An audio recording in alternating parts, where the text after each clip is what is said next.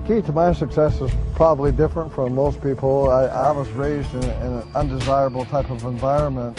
Actually, I lived in a condemned house with no running water, no electricity, no plumbing.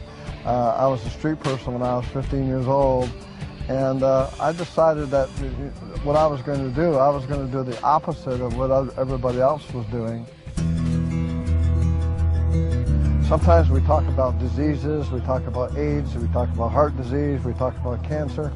I believe strongly those are not the killing diseases. I believe the killing diseases are called hardening of the attitudes. It's called stinking thinking. So sometimes I think we just need a checkup from the neck up. I think in order to have more, we must become more. I think in order for things to change, we must change. I tell people, never be bitter, always be better. Never be a worrier, always be a warrior. You know, there's a difference between a winner and a whiner, you know. Even when I was poor, I knew I was going to be wealthy. A lot of people go out there every day and they major over minor things and they complain about things that they can't control. And what happens is that when I go out there every day, I just want to hit a home run. But the key is I decided many years ago that no matter what I touch, whether it be a business opportunity or a person, I was going to make that person or opportunity better than when I found it. And although coming from where I came from, I was a millionaire when I was 27 years old. And a lot of people, you know, said to me, you'll never make it, you're going to be in prison, you're going to do this and that. And you're not very popular when you're poor, right? So I decided that, you know, I was going to make sure that I changed everybody's attitudes, because I had the right attitudes and I wanted to make sure that I changed the minds of others. I got involved in a big company, and I became the #1 marketer in the world. As a matter of fact, I hold right now 3 world records in different things that I've done. I've never been #2 at anything I've ever done in my life.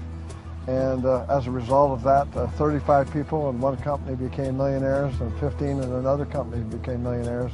And I have 72,000 people right now on social media.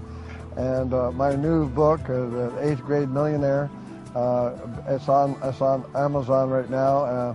People are buying it like crazy. It's going to be a New York bestseller.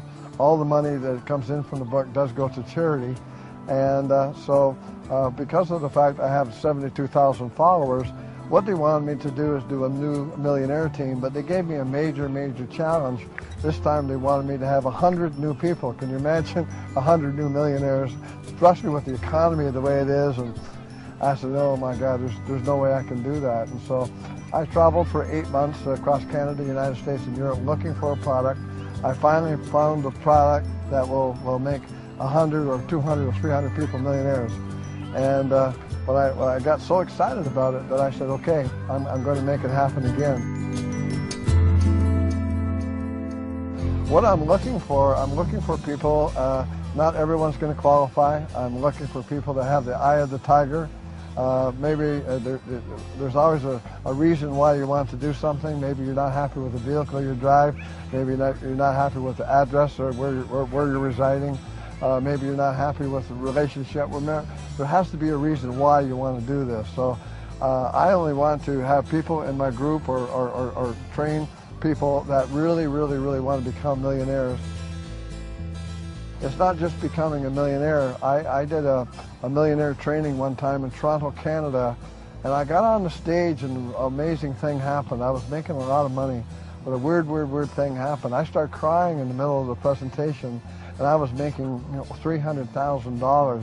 What had happened is that I had so many people that that I made rich in a short period of time, that they went from a Timex to a Rolex, and from an outhouse to a penthouse, and from a Pontiac to a Cadillac, and some of them got the Mr. T starter kit, and they didn't grow as a person as their income grew, and pretty soon their income come back down to where they are. And people that were not big drinkers, some of them became alcoholics. People that didn't do drugs, some of them started doing drugs. As a matter of fact, one of my friends overdosed and died. And so I wanted to do something with personal growth and personal development. I decided that I wanted to be a mentor to the industry. And what I do is when I get people involved in the business, I find out what the blueprint is. What do they want? Do they want a new car? Do they want a new house? Do they want a new relationship? I find out about them, and then we do a plan to make that thing happen with them. I do all the work for you. You basically, you don't have to quit your job. You don't have to do any of those things. You can remain doing what you're doing, and I will work with you and guide you through the process. But 80% of the people that Google me get involved in the business, and I sign them up under you. I physically do not sign people up under me. My whole goal is to have 100 new people. I will be in the Guinness's Book of Records. If you ask 10,000 people if they'd like to be in Guinness's Book of Records, they'd probably look at you like a deer in the headlights. It's not important to them. But from where I came from, my background, this is like a big deal for me. I need 100 people that really want to become millionaires. And that is my whole goal. That's my whole object of doing this. And I can tell you that you will never find a better mentor that is more on your team than I will be. And again, I don't want thousands of people. I only want 100 people that really, really, really is excited about changing their life and changing the life of others. That's what's important to me. Not only changing your life, but changing the life of others that you touch. Procrastination has always been the killer of dreams, and I have a big problem with that, because a lot of people go through their life and they have a tendency to play the blame card. They blame it on all kinds of people why they're not successful. And I think and any time you're not successful, you have to hold yourself accountable. And I have all the tools. I can't push a rope. I can supply you with the tools. I can supply you with everything. For me, the difference between the rut and the grave is only the dimensions. And I think what we need to do is to take action. The video that you've received today, it will have the name and phone number and email of the individual that sent it to you. Obviously, they cared enough for you and felt that you had leadership skills or they wouldn't have sent it out to you. I think that, the key to the whole program is to take immediate action. If I were you, I would be dialing that number right now. Those are the type of people that I know that I can work with on making 100 new people millionaires.